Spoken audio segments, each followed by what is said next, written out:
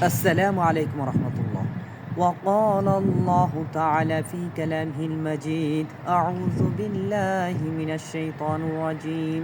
الذين ينقضون عهد الله من بعد ميثاقه ويقطعون ما أمر الله به أن يوصل يفسدون في الأرض أولئك هم الخاسرون.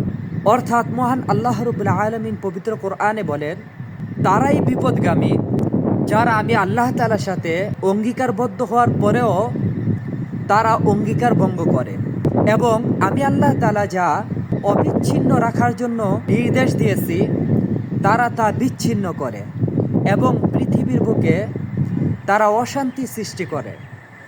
প্রকৃতপক্ষে তারাই বিপদগামী ও ক্ষতিগ্রস্ত। আল্লাহ তাআলা আমাদেরকে সবসময় আল্লাহ তাআলার নির্দেশগুলা যাতে আমরা মেনে চলতে পারি, আল্লাহ তাআলা আমাদেরকে সেই তৌফিক দান করুক। আমিন।